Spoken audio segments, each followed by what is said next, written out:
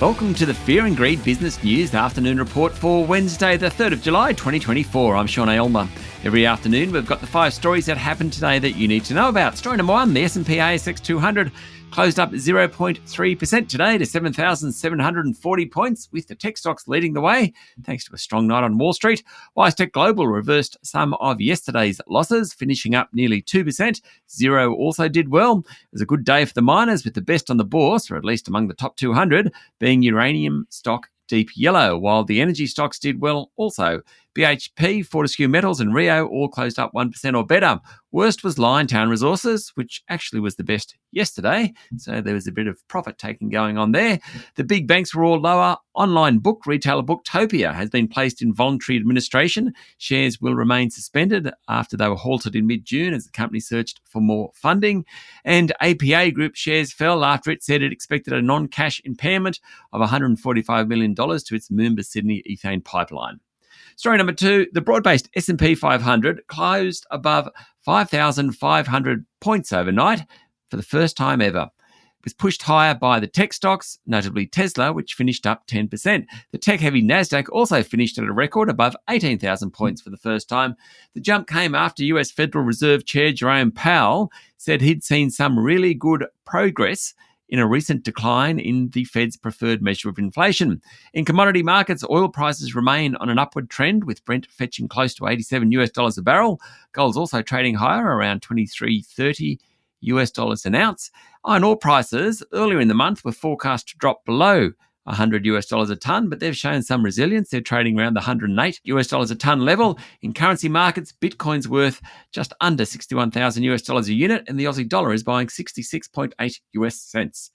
Story number 3, there was a welcome jump in dwelling approvals in May. The numbers jump around a fair bit, but approvals rose by 5.5% during the month, following a near 2% rise in April. The increase in May was driven by a big jump in approvals for apartments and townhouses. They're up mostly in Western Australia, followed by Queensland, South Australia, Tasmania and New South Wales. Now, given the slump in the building industry post-COVID, any good news in terms of building approvals is very welcome. But the pace of approvals is now running at only 161,000 dwellings per annum.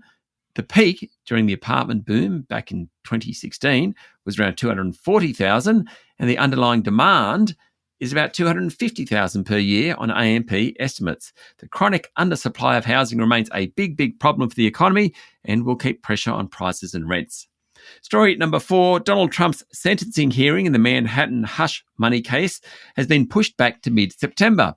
Mr. Trump, who's the first former president to be convicted of a crime, was set to be sentenced in a week's time. But following the Supreme Court ruling this week, which said presidents and ex-presidents are immune from prosecution if undertaking official duties, lawyers for Mr. Trump wrote to Justice Juan Merchan, who oversaw the Manhattan trial, and asked for more time to appeal the verdict.